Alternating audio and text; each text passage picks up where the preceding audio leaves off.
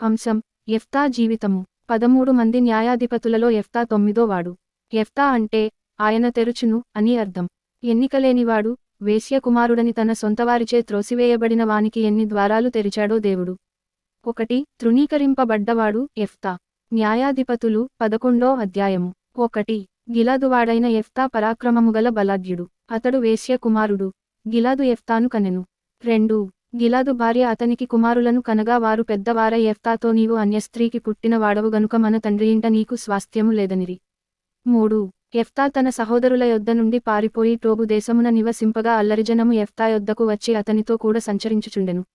తండ్రి ఒక్కడు, తల్లులు 2 కలిగినవాడు యెఫ్తా. అందులోనూ ఒక వేశ్య కొడుకు ఇతడు. మరో తల్లికి పుట్టిన అన్నలు, తమ్ముణ్ణి, యెఫ్తాను తిరస్కరించారు. త్రోసివేసింది రాసికొస్తుందా అన్నట్టు యుద్ధంలో యెఫ్తానే దిక్కయ్యాడు వారికి. 1 కొరింథీ 1:29 ఎన్నికైన వారిని వ్యర్థము చేయుటకు లోకములో నీచులైన వారిని, తృణీకరింపబడిన వారిని, ఎన్నికలేని వారిని దేవుడు ఏర్పరచుకుని ఉన్నాడు. 1 సమూయేలు 2:8 వారిని మంటిలో నుండి ఎత్తువాడు ఆయనే, లేమిగలవారిని పెంటకుప్ప మీది నుండి లేవనెత్తువాడు ఆయనే. నీవు ఎన్నికలేనివాడవా? నీవు ఎన్నికలోకి వస్తావు, భయపడవద్దు. 2 విశ్వాస వీరుడు యెఫ్తా. న్యాయాధిపతులు 11వ అధ్యాయము. 9 అందుకు యెఫ్తా అమ్మోనీయులతో యుద్ధము చేయుటకు మీరు నన్ను గిలాదుకు తిరిగి తీసుకుని పోయిన మీదట యెహోవా వారిని నా చేతికప్పగించిన ఎడల నేనే మీకు ప్రధానుడనవుదునా అని గిలాదు పెద్దల నడుగగా, యెహోవా చేస్తాడనుకోండి, యుద్ధంలో విజయం తన నేర్పు వల్ల కాక దేవుని కృపవల్లే వస్తుందన్న గుర్తింపు. హీబ్రూ 11:32లోని విశ్వాస వీరుల జాబితాలో యెఫ్తా కూడా చేరాడు. 10 గిలాదు పెద్దలు నిశ్చయముగా మేము నీ మాటచొప్పున చేయుదుము. యెహోవా మన యుభయుల మధ్యను సాక్షిగా ఉండునుగాకని యెఫ్తాతో అనిరి. యుద్ధంలో దేవుడు నాకు శత్రువుపై విజయం దయచేస్తాడనే విశ్వాసం కలిగినవాడు. విశ్వాస వీరుల పట్టీలో యెఫ్తా పేరున్నది. 3 ప్రార్థనాపరుడు యెఫ్తా. న్యాయాధిపతులు 11:11 కాబట్టి యెఫ్తా గిలాదు పెద్దలతో కూడా పోయినప్పుడు జనులు తమకు ప్రధానునిగాను అధిపతినిగాను అతని నియమించుకునిరి. అప్పుడు యెఫ్తా మిస్పాలో యెహోవా సన్నిధిని తన సంగతి ఎంతయు వినిపించెను. ప్రార్థనకు మించింది ఏముంది? ప్రార్థనకు ప్రత్యామ్నాయం ఎక్కడుంది? పోరాటానికి బలమునిచ్చేదే ప్రార్థన. 4 దేవుడు న్యాయం తీర్చునని నమ్మాడు యెఫ్తా. న్యాయాధిపతులు 11:27 ఇట్లుండగా నేను నీ ఎడల తప్పు చేయలేదు గాని నీవు నామీదికి యుద్ధమునకు వచ్చుట వలన నా ఎడల దోషము చేయుచున్నావు.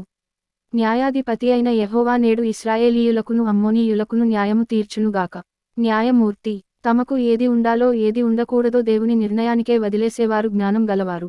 న్యాయం తీర్చడం ఆయనకే వదిలేసేవారు వివేకవంతులు. కీర్తన 58వ అధ్యాయము 11 నీకు జరుగుతున్న అన్యాయాలు, అక్రమాలను బట్టి బాధపడుతున్నావా? అసలు ఈ లోకంలో న్యాయమే లేదు అనుకుంటున్నావా? దేవుడు గొప్ప న్యాయాధిపతి. గుర్తుంచుకో. 1 పేతురు 2:23 ఆయన దూషింపబడియు బదులు దూషింపలేదు. ఆయన శ్రమపెట్టబడియు బెదిరింపక, న్యాయముగా తీర్పు తీర్చు దేవునికి తన్ను తాను అప్పగించుకొనెను. అభిషేకం గలవాడు యెఫ్తా. న్యాయాధిపతులు 11వ అధ్యాయము 29 యెహోవా ఆత్మ యెఫ్తా మీదికి రాగా అతడు గిలాదులోను మనష్షేలోను సంచరించుచు, గిలాదు మిస్పేలో సంచరించి గిలాదు మిస్పే నుండి అమ్మోనీయుల యొద్దకు సాగెను. నీ అభిషేకమే నిన్ను నిలబెడుతుంది. ఆత్మాభిషేకం లేనివాడు ఏమీ లేని అనాథ వంటివాడు. 6 యుద్ధమునకు సాగివెళ్లినవాడు యెఫ్తా. న్యాయాధిపతులు 11:29 యెహోవా ఆత్మ యెఫ్తా మీదికి రాగా అతడు గిలాదులోను మనష్షేలోను సంచరించుచు, గిలాదు మిస్పేలో సంచరించి గిలాదు మిస్పే నుండి అమ్మోనీయుల యొద్దకు సాగెను. శోధనలు వేదనలు ముంచుకొచ్చినప్పుడు సాగి పోటానికి బదులు ఆగి పోతున్నారు. సాగుట ఎదుగుదలకు అసలైన ప్రతీక. 7 మాట తప్పనివాడు యెఫ్తా. న్యాయాధిపతులు 11వ అధ్యాయము. 30 అప్పుడు యెఫ్తా యెహోవాకు మ్రొక్కుకొనెను, ఎట్లనగా నీవు నా చేతికి అమ్మోనీయులను నిశ్చయముగా అప్పగించిన ఎడల.